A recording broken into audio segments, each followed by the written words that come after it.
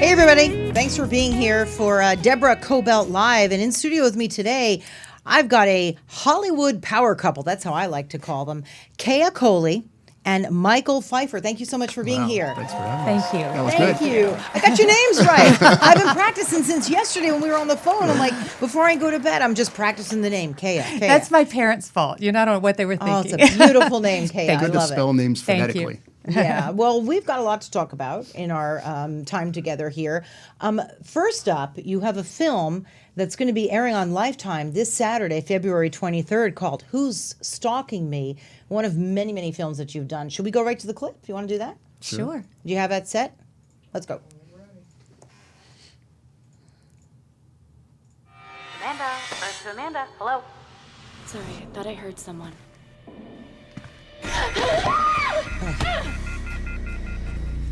You're safe now. Detective Dawson, he's been watching me. All I wanted was to take care of you. The only thing that I regret is meeting you. Who's Stalking Me? Premiere Saturday at 8. When I first saw that clip, it scared the hell out of me. I have to tell you. That's good. That means it's working. It really, really did, because I don't know, a lot of us have known sort of a crazy stalker. Haven't we all? And it looks to me like that's the detective who's stalking her. Am I giving, Right. is that a spoiler alert? Oops.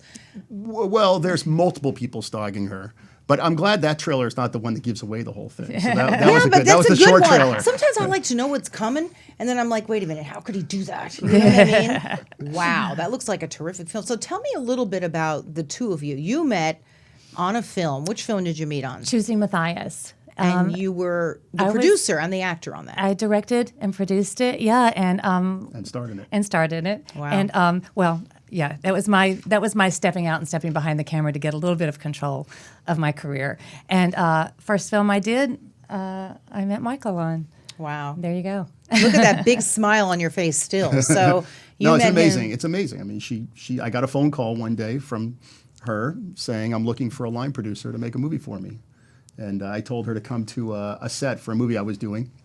And she showed up with her one of her best friends, Paige, and the two of them, these statuesque, beautiful women, and they show up. I'm like, okay, this is a different sort of, because I wasn't usually hired, I was usually called in by a company to produce a movie, and Yes, I accept the job. it was pretty close to, well, it was really her accepting me. And then we had lunch the next day at Stanley's. And Oh, Stanley's. Good old Stanley's on Ventura Boulevard. right, which has moved. So our place, that was our place where we But first. it's moved? I thought it went out. No, it's moved. Well, it's No. on Van Nuys and Dickens, or Greenleaf now, Dickens. Something like That's that. an yeah. old Hollywood staple that people would always go to. That's why I mentioned it. But it was a 3-hour lunch, and I think by the end of that lunch, I knew, wow, this guy might be special. And there you go, fell madly in love making the film. It's only been like 3 months, right? Then you guys decided to get married. It was quick. We got married in 6 months from when we first met. Yeah. And then you had a son who's Got now pregnant 17. on our honeymoon. Totally unexpected. And yeah, so life made a 180 in 5 minutes there, and it's been wonderful. Yeah. Right, but making a movie, we had said, well, if we can get along making a movie so well, we can be married. I mean, there's nothing more difficult than making a movie. Making sometimes movies for people. harder than marriage. Yeah, my husband, who you know, is on the radio, and he's a very well-known radio guy. Sometimes I think we're better on the radio than we are at home. So, and I say that with love. So it's You walk tough. around with microphones and headphones No, on. we just differ politically, so Right. that's really hard, and we've got to draw the line at home. Otherwise, dinner can become very difficult. So, but it's not easy to do, to work together. So you guys met, you quickly got married, and you met on a film. Then what? How did work evolve for the two of you? Then we didn't have any work. Yeah, well, I was pregnant for 9 yeah. months, throwing up every day, so we stayed home for the first year. But it was very not by choice. I mean, it was Yeah. really slow when we first got married, so that wasn't easy. But things picked up as life But moved how? on. Because I know you come from a Hollywood background. What did your dad do? Well, I don't think of it as a Hollywood background. I think of it as sort of an off-Hollywood background. But my dad was director of television research at 20th Century Fox, and in New York. And in 1972, they moved us out to Los Angeles. And so he worked on the Fox lot back there. But it was a then. business guy, so I get it. It's different. It wasn't in the Right. creative area. It was more the business. Well, stuff. and he ultimately he worked for Carol Burnett selling her show, and then he started producing his own movies. And that's when he sort of became the business meeting creative. And Let me back you up a minute. Yeah. He worked for Carol Burnett on the Carol Burnett show. Did you ever get to go to that show? I never did, no, Oh, no. because he it was after she had done her show. So I don't know. I think it was my dad's idea to take her 60-minute show and cut it up into 30-minute segments, Repackage it, and then syndicate it all over the world. And so they sold her show repackaged all over the world in the late 70s. The money guy, though, that's the important guy at the studio. So, but you were exposed to this, and I know that you said when you moved here, your brother was what? You lived across the street from J.J. Abrams. Tell me a little bit. My about brother and J.J. and Greg Grunberg were all best friends growing up. My brother would go to J.J.'s house and shoot Super 8 movies. I went to Roscommon Road Elementary School with Ed Asner's kids and O.J. Simpson's kids and the Richards girls. They all went to our school. And then my parents divorced, and we moved to Tarzana, and my mom moved across the street from the editor of Variety. Or we moved across the street. And but I still had no interest in making movies. Didn't even cross my mind. to tell Right, the you truth. studied architecture in Yeah. school, right? Yeah. But as I said to you, that's also a creative. Very. I'm very much so, you know. And then, okay, so you studied that in school, and then what? What brought you back to Hollywood? So I graduated college. I worked at a design firm for a year. Yeah. And I was ready to go back to get my master's in college. And my father just happened to be making one of his low-budget movies. And my brother was in between, I think, Berkeley and Harvard. And we're like, well, let's go work on Dad's film and see what it's about, you know, because we were sort of on the fringes of it. And Got nothing else to do, so why not? Well, so we worked as production assistants on the film, and we ended up sort of being the glue to hold it all together because things were sort of falling apart. And Yeah. my brother then went off to Harvard. I guess it was that time frame. And I just continued to work for my dad. So I said, well, let me be the assistant to producers to kind of see what's going on right with them. And then I worked on another one. I said, well, let me be the production coordinator so that if something's going on with the line producer, I can sort of step in. And then I think I was 24 and I produced my first movie for him. Wow. And in your career, you've produced over 100 films. Yes, yeah. So you've been in the business how many years? It's 25 years now, something Wow. like that. Yeah. But you know what I like about your story? You saw an opportunity and you went for it. You said, let me be the production coordinator. You noticed a hole somewhere and you went for it. That's the difference, in my opinion, about people who are very successful and who aren't. You can see an opportunity and you just go for it. And that's what you did, including meeting your wife. Well, back then, with working for my father, it was more like seeing my father's business and having issues. Yeah. There were issues, and so helping to try and fix it and help him out.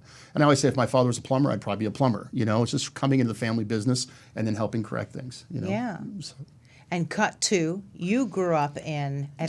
Georgia, yeah, in Atlanta. Spent some time on Grandma's farm. Yes, I tell everyone I had the perfect life to where it was the city half the time and the farm half the time. So I got to see, two worlds, and it was a wonderful way to grow up. Did you always want to be an actress? Ever since I can remember. I remember when I was 10 years old sitting in my living room crying to my mother because we weren't related to Elizabeth Taylor.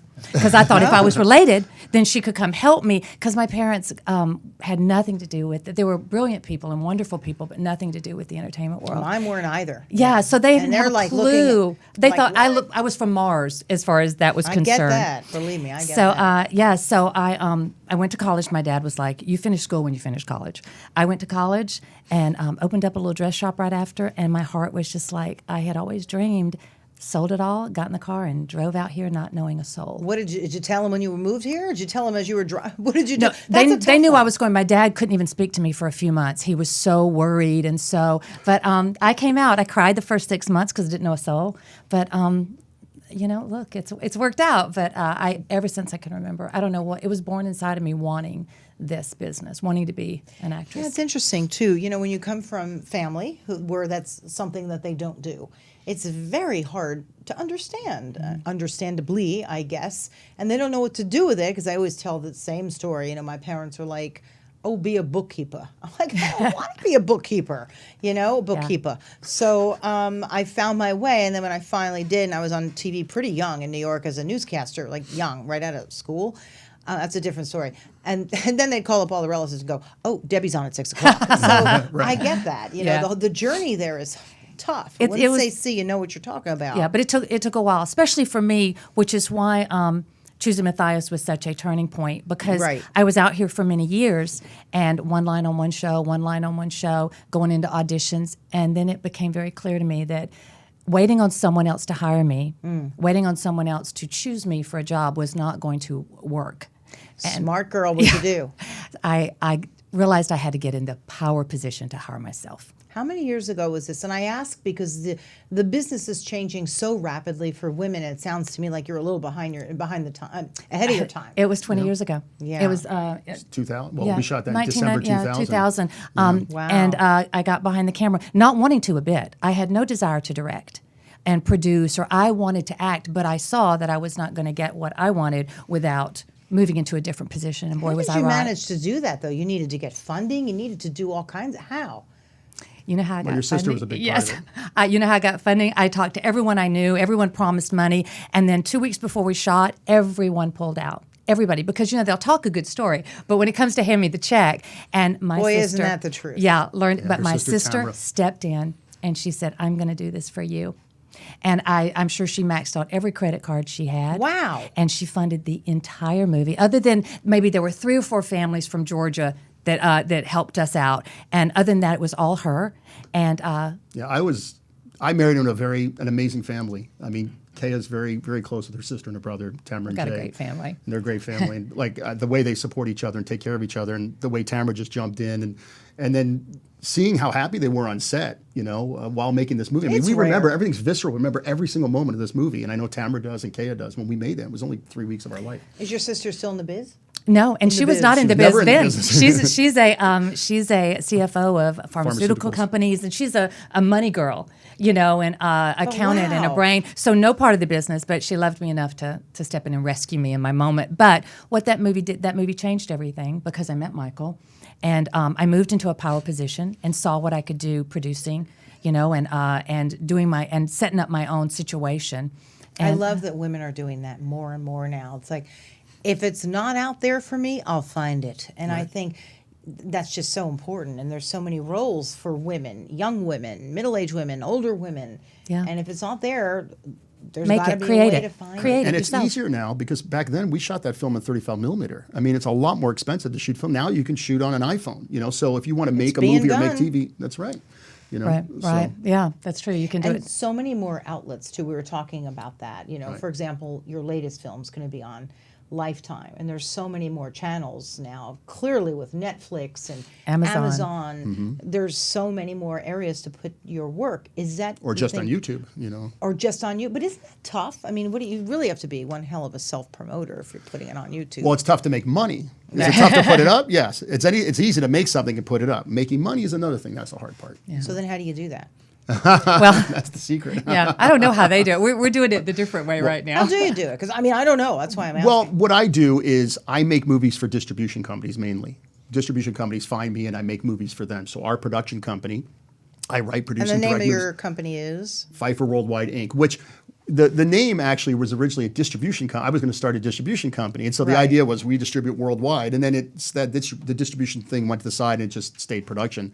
And so we've sort of been stuck with a name that was sort of a joke back then. We're thinking about changing it, but we haven't made it. We're so I like deep that. in. It's your family name. Keep it. Well, it's worldwide, It's just it's like Letterman with worldwide pants, But so I provide a service of creating content for distribution companies, So I don't get into the sales of my movies. I don't have to. Yeah, we're blessed in that. Although But some, you also pick a lot of the films and decide the kind of films that you're going to do, right? Isn't that true? Don't you have a particular genre that you tend to sort of put out there a lot? Years ago, about a decade ago, I had a client who asked me to make a lot of movies based on serial killers and Yeah, things. true and life I was, stories of I was serial the true killers. life crime sort of guy. Look, And then- it sells. I mean, people like to be up at night like... Right. And Lionsgate released all those movies. Then I was asked to make dog Christmas movies. So I was the dog Christmas movie guy. Right. And then It's a happy feel. for the last few It was years, fun. I've been It the was fun. female-centric sort of lifetime So I think it thriller goes guy. through 5 years, it'll be that genre, 5 years this genre, 5 years. So it kind of switches, but we've been in the female-driven thrillers for about 5 years now, I But guess. I just made a Western. Yeah, So true. we I just know made a you Western love called that. Soldier's Heart. What's a soldier's heart? Yeah. What's it about? It's actually about a veteran of the Civil War suffering PTSD, which back in Civil War days it wasn't called PTSD, it was called Soldier's Heart. And Isn't that beautiful? I never Yeah. knew that. I like that better. I love that. yeah. Well, my partner in that, Peter Sherayko, he is the go-to Western guy. He was Texas Jack Vermillion in Tombstone. He threw in all of the Western, soldier's heart. He told me it was because it was originally called post-traumatic, So Peter adds all of the old Western because he's a Western aficionado. But two kids show up to Frank's cabin out in the middle of nowhere looking for help, and that leads to a journey for Frank and a journey for the kids. And It's a beautiful stars film. Anna Lynn McCord, Neil Bledsoe, Rob Mays, Jake Busey, James Russo, Val Kilmer, Michael Welch, who's in The Detective. Who's amazing. Yeah. Isn't it such an interesting journey, this business? You work with so many creative and wonderful people who become your lifelong friends. You've worked with Al Pacino. What was he Loved like him. to work with? Loved him. I'll he's never very forget. generous. Oh my goodness! And I'll never forget on the day that I was on set with him, and we were out. We were real far. Where were we? Out in the desert, out at it's, the lake, the dry lake El beds? Mirage Dry Lake Bed. Yeah. But I'll never forget. He had a plate of food in his hand with chips, and he was watching something being shot, and he's like, I'm standing there, and he's like, "You want some chips?" He will let you eat off his plate. And every time I would do something or any actor would do something, he'd go, "That's great, that's great." He's really complimentary. He's so encouraging, so Well, complimentary. the great ones are because they're not intimidated. Yeah, he they was want to make you a look joy. better, and ultimately it makes them look better. I was at a know? movie studio I was at the Lot in Hollywood with him, and a grip working, on a stage walked by and goes, "Al Pacino, oh, I love you, Al." He's like, "Hey, how are you?" He goes, "My brother loves you." He's like, "That's great." He goes, "Can I call him?" It's like, okay. So the guy What's he gonna say? He pulls out his cell phone. He calls his brother. He says, "Hey, I got Al Pacino right here." And he gives Al the phone, and Al talked to him for 10 minutes straight. I mean, who would do? I was just like, how giving, how sweet that he did that. That's really sweet, but boy, is that tough. I don't think I can ever do that. I know. Because it puts the guy on the spot, but that's just the way he is, Yeah. But That was a lot you're of fun. right. I mean, we get to work with wonderful people, and not everyone are keepers, and not everyone is wonderful. But wow, we get to meet such great people, and the ones that are become friends that we work with over and over if we want, and it's a great life. So how do you collaborate now? You have a son who's now 17, and you do. took a step back to raise your son. Well, I didn't really take a step back. I took a step sideways. Sideways, right. Did Because- something else for a while. Well, I did both. Yeah. But because of the fact that we have our own company, and Michael was in such a position where films were getting offered to him so frequently, I was able to step in when I wanted to keep my pencil sharpened and keep a little bit of my heart happy working, but also be a full-time mom at the same time. And our offices are at home, so when we're not shooting, we're at home working. So I was able We're to together all the time. Yeah, we're together all the time. So I was and you able seem to to be, like each other still. Do you know what? We haven't had a fight, and it's been almost 18 years. Not one. Not a real fight. Yeah, not a real fight. Right. But Wow. anyway, so yes, I love being a mom, and I was hands on, and we did make a conscious choice never to both be out of town at the same time. That's to really make sure we're important. home with him. In this business, that's very important. But I guess in any business, there's so much travel that people do, and then Yeah. it becomes a stress on the relationship. What advice would you give for people in the business? I mean, again, I called you power couple because you are. You are making it happen. I don't know if it's advice I give people in the business or just any couple that's married. For me, there's just a couple of things. One was something Michael said to me when we first got married. I don't even know if you remember, but he said, Kay, I'm choosing you out of every girl in the whole world that I've met and he said, so if I'm choosing you, he said, if I come in the door in a bad mood, angry, if I snap at you, he said, you have to know, if I think you're the best girl in the whole world, you have to know it's not about you. It means I had a bad day at the office. Someone cut me off driving. The executive's mad about something. Something's going on. He said, So he forewarned you. He forewarned me. And I heard him. And so I was like, oh, okay. So You don't take it personally. never take it personally. But I probably said that because honestly, I didn't know what a relationship like this was like, in life growing up. My parents are divorced and just conflict and relationships and things. And I probably said that to you because I didn't know that 18 years later, we would still have such a calm, loving relationship. I probably thought we'd be screaming and yelling at each other for 18 years because that's, but That's what you knew. it wasn't That's that at all. But I think a lot of it's respect for I each feel other. like we're doing a dating show. This is great. But you know what? He puts me first. I put him first. And I think that's what makes our relationship work. Right. Yeah. I think that's And for the it. men, she's always right, and it's always my fault. Can I hear that again, She's please? always right, and it's always my fault. And I'm I gonna have take that home. no ego whatsoever when it comes to my wife. So You can't or it doesn't work. So tell me, what is your dream dream project that you'd like to work on?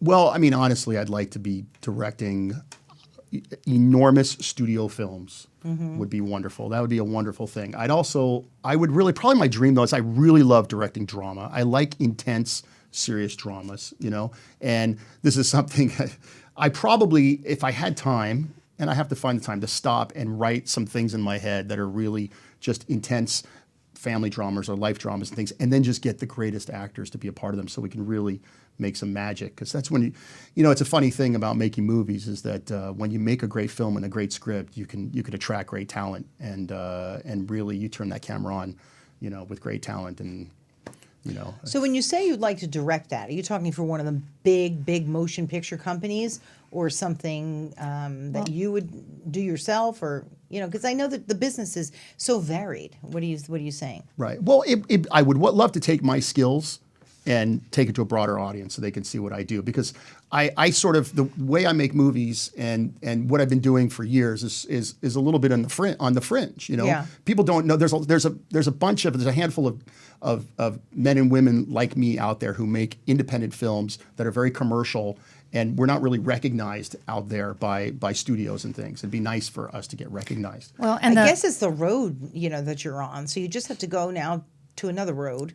That's right. Just make a left over here. Right. Well, this road's pretty good. I've made damn 7 good. movies in the last 11 months. I mean, And 100. Which is why he hasn't taken that left, because it's hard to take when the How road do is you say going. no? I How do you say no have when you're 4 a movies in success? post right now. Really? So, yeah. What are they? Soldier's Heart. So Soldier's Heart, I which really we want talked to about. see that. Yeah. Wrongfully Accused, starring Anna Lynn McCord, a movie that I just completed called Kissing Cousins with Emma Bell, Nick Ballard, Gail O'Grady, Corbett Timbrook, and My Stepfather's Secret with Paris Smith, Vanessa Marcel.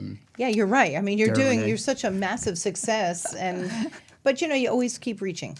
Yeah. You just keep going and you keep creating. I mean, that's what I love about what we do is it's just constant creativity. It's probably the thing that is most difficult for me is when I have to sit down and do the books, and I have to do the deliverables, and I have to, instead of the time when I'm directing or when I'm writing or when I'm just out location scouting, whatever, being creative, because I get to do both. I have to do, when you have a production company, you have to do all of it. Yeah. And you should see the files that we have in the office of just, I'm or sure in the paperwork garage. is huge. The hard drives the in the not garage. fun Sometimes part. I love to burn it. Yes. So, yeah. We have the original film from Choose a Matthias, 35 millimeter film, sitting in the garage right now because I'd like to take that and remaster all that to make a 4K Boy. high def version of it. That's a job. Yeah. That's a job just unto itself. All the I film mean, is about half of this. It's crazy. It's crazy what film used to be. Yeah. But you're right. You almost have to. You either hire an assistant to do it, or 6 months of your life to do something like that. Yeah, We have the everything's a system. We need project. 3 now. Yeah. How about you? Because you've been recognized at the Beverly Hills Film Festival. You won Best Actress, right? I did. Yeah, for a role that I never would have taken if it wasn't for Michael. I push her into things. So I push her you into are in a- ugly roles. I'm like, you're beautiful. Now you have to do ugly. Right, and we know? were discussing kind of like Charlize did in Monster. Exactly, I mean, yeah. Take a role that nobody would expect you to be in, and then look Right. what happens. Right. As a matter And- of fact, I just did a role. That was in Wrongfully Accused. Yeah, that I just did where I played a very tough, hard woman in prison, and we literally went in and I worked with a couple different makeup people before we found one that could really go there to And where make we you ugly. Well, not just different. Like Yeah. we changed my eye color, my hair color, my skin tone, blemishes. Just really, I wanted to be unrecognizable. She had a and, mullet. Mean, not even ugly, but mean. She had a mean, big yeah, brown- yeah, Make just you look mean. a A different big brown person, mullet. a person that has had a different life, Yeah, So, a different life, exactly. Yeah, and Hard, yeah. matter of fact, it was interesting. The first makeup artist made me look like I was 80, and I was like, no, I'm not looking for older. I'm looking for different, just a different life. But yeah, Michael is the film you were talking about that I won the award for. I played the mother of a true life serial killer who says the whole reason he became a serial killer was because of his mother. And she was a prostitute, and she beat him mercilessly, and she was a horrible person who he ended up killing. But I took her from 20 to 60-something. Mm-hmm. And I turned the role down at first. My agent said turn it down, and it was Michael that kept pushing. And thank Collaboration. Goodness, thank goodness I did. Thank goodness I listened, and thank goodness I Yeah. did it. And since then, now it's just I look for those parts. you know? And you're not afraid to take on a part like that. You know, they're meatier and you can do them, and that's Yeah. you have to push yourself, right? Yeah, it really that's where the craft and just the love of the talent or the love of the craft comes in. Yeah. You know. So what's next for the two of you together? Do you have anything that's? Well, we've got Two of us together. I mean, No, how we does work that host. happen? Like, you know, you're married, you work together, live Yeah. together, everything together. Do you sit there at the dinner table and go, I have an idea? I mean, how do you come up with something together? It just evolves? It's the together part is more of just the production company, because I come home with things a lot and I'm like, we're doing this. Like I started, and I'm like, I started okay. producing music, right? I And love that. I have I no love musical that. talent whatsoever, but I have a way of putting things together. So I'm like, honey, we're making music. I go, what? I'm like, You're making okay. music. What? The warden of the jail that we did wrongfully accused, I met, he writes lyrics and I put my composer. So we sort of, you know, and Caia is very supportive and like, okay. his and brain then doesn't together- stop working, and Right. I just kind of hold on and go. So we're doing, adorable. we're doing a movie. I'm doing another movie probably starting March 9th called The New Girl, Yeah. and We're casting that right now. we're casting it now. Hopefully, Caia. It's funny. My executive producer said, "Why doesn't your wife play that part?" And I said, "I was going to recommend that." And then about 2 weeks later, it's like, you know, that part should probably go to. So, you know, I'm like, wait. You said my wife stars in that movie. But it's okay. I'm good. I'm good We'll either see. way. We'll see. You're I'm all good good. either way. I'm Yeah, good. you got to sort of please I'm everybody good. sometimes. I'm is good. what I got. But we're casting. So we were in casting all day Monday, and we'll be in casting all day tomorrow for that film. And I've been casting with him. And You're a busy mom and dad. Yeah. Yeah. Well, lately he's very independent, which is great. He started rowing. getting there. And so he drives himself to rowing every single day. Now he's 17, he's driving. So, by the way, just a hint for people, we have an app called Life 360. You could follow your child We everywhere. follow him everywhere. You know how fast they drive? I don't know if you have that on your kids. I don't, but I don't know if you want it. I want to, and it's a bit of it's tough because my husband's like, we don't need that. We should trust him. I'm like, I trust him. I still need it. So I'm with you. Well, but, that way, if he's running later, if there's traffic, I can see that. You know, it just keeps if I'm on set and I can't be with him, it keeps my heart mom and dad a little happier. keeps me peaceful. Keeps me peaceful. But I'm But with he you. knows too. He knows we're watching. Yeah, you can't not tell him. That oh it's no, like we creepy. tell him everything. But he's Yeah, driving the 405 every day. I know. 17-year-olds, it's weird because one day you're taking them to, rowing or baseball, and the next thing it's like, bye. I like, know Wait it. a minute, I have to pick you up because no, and I'm thinking, wait, whatever happened to the one car per family thing? You know what I mean? I know. Oh, well. But he's a great kid. He's easy. He's a great kid, and so. But baseball, I enjoyed sitting and watching. The dads would sit and watch. We get to know each other. Rowing, you can't do Rowing, that. they're in a boat and they're gone.